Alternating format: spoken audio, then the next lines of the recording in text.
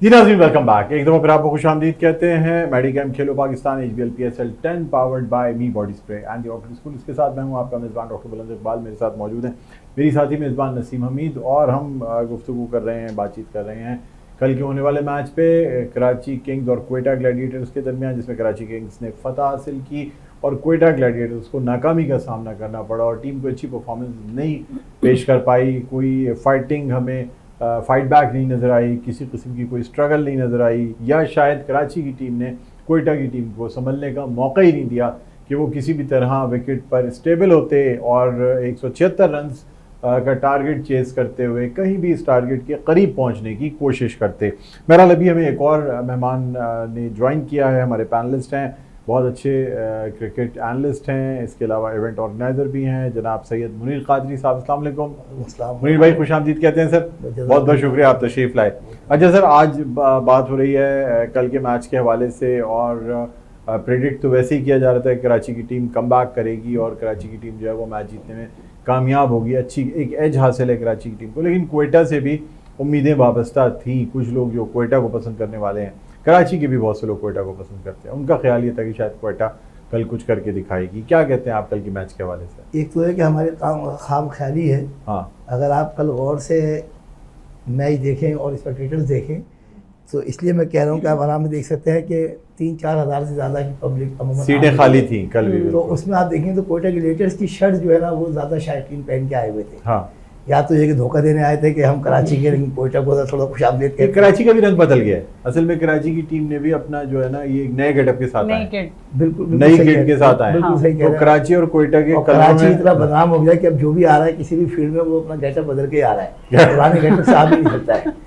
खैर, तो अब ये है कि क्वेटा और कराची, आपके क्या ख्याल में कल क्वेटा के लोग ज्यादा उसमें मौजूद थे? ये क्वेटा वाले लोग थे या कराची वाले? कराची वाले क्वेटा की टी-शर्ट पहने कराची 70% 80% रेवेन्यू जो है वो जनरेट करके देता है और ऐसे ही शायकीन जो है वो भी बड़ी तादाद में कराची ही देगा क्वेटा के लिए। अच्छा, लेकिन सपोर्टर्स, अच्छा ऐसा आप ये समझ लीजिए कि वो क्वेटा के रास्ते, हब के रास्ते कराची आ गए थे मैच देखने के लिए। ये कि वो कराची के खैर थे, मजाक अपनी जगह पे, लेकिन अच्छा फिर भी कल अब आपने बात छेड़ी है स्पेक्टेटर्स पे, तो इसका मतलब ये है कि अभी भी कल के मैच में उम्मीद की जा रही थी कि शायद ज़्यादा शायकीन हो, लेकिन कल के मैच में भी शायकीन नहीं आए। तो हमें ज़्यादातर कुर्सियाँ खाली नजर आ रही थी स्टेडियम की। नहीं, कुर्सियाँ लगाई बहुत ज़्यादा है। हाँ, अभी मतलब ये कि जरूरत नहीं थी।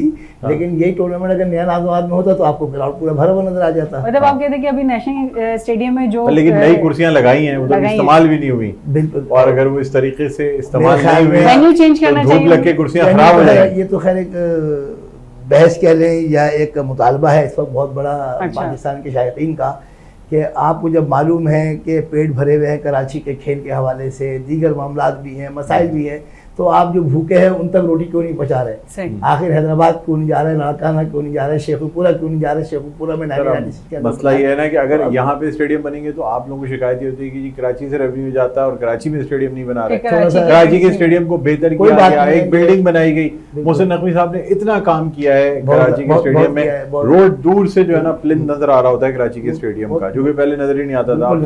बिल्डिंग्स वगैरह बना, क्या क्या काम चल रहा है। आप मोहसिन स्पीड जिसे कहा जाता है और क्रिकेट में भी नजर आ रही है। मोहसिन नकवी साहब की तो खैर अहलियत और काबिलियत से ना लगा है कि पता ही नहीं चल रहा कि कहाँ पैसा लगा और कहाँ पैसा जो है वो जनरेट हुआ और कहाँ वापस जा रहा है। सबसे बड़ी बात यह है मोहसिन नकवी साहब जहाँ से तशरीफ लाए हैं और जिस फ्लाइट से आए हैं उसमें हर चीज़ घोड़े की तरह है। घोड़े में कहता है कि सीधे चलते रहो बस, हाँ, लेफ्ट और राइट ना करो। नहीं सर, इतना तो काम कर रहे हैं। देखिए ना, उन्होंने मजाफी स्टेडियम में उन्होंने इतना काम कराया। उन्होंने सारे स्टेडियम्स में लोग पहले लोग तो तनकीद कर रहे थे कि ये ऐसा लग रहा है जैसे कोई बिल्डर या कंस्ट्रक्टर जो है वो आ गया है। बहुत काम किया और तौकीर जिया के बाद अगर किसी ने स्टेडियम में काम किया है तो वो जाहिर बात है कि मोहसिन नकवी साहब उनको क्या इकदाम करने चाहिए, मतलब इसको बेहतर तरीके से, क्योंकि शायकीन को कैसे वो सबसे पहले तो ये है कि कराची के अंदर अगर सिर्फ आप स्कूल के अंदर काम कर लेना, कॉलेज और स्कूल के अंदर, तो आपका 70% आराम से स्टेडियम फिल हो सकता है। नंबर 1। नंबर 2, वही वाली बात आ जाती है कि आप शायकीन को दे क्या रहे हैं। अच्छा, फिर देखें, फिर वही वाली बात आ जाएगी, कराची का जो शऊर है वो कहीं और नहीं नजर आएगा। कराची के लोग वो नहीं है कि आपको अभी कहा कि आप गलत हैं और फिर सिर्फ अगले दिन आके गले मिल लिए और आपसे कहा कि ओके जनाब बिल्कुल सही है, कोई मसला नहीं है। कराची वालों को मीडिया के ज़रिए, सोशल एनवायरनमेंट के ज़रिए, आपस के चाय खानों के तबसरों के अंदर ये मालूम हो रहा है कि पाकिस्तान के खिलाड़ी बुरी तरीके से हारे जा रहे हैं।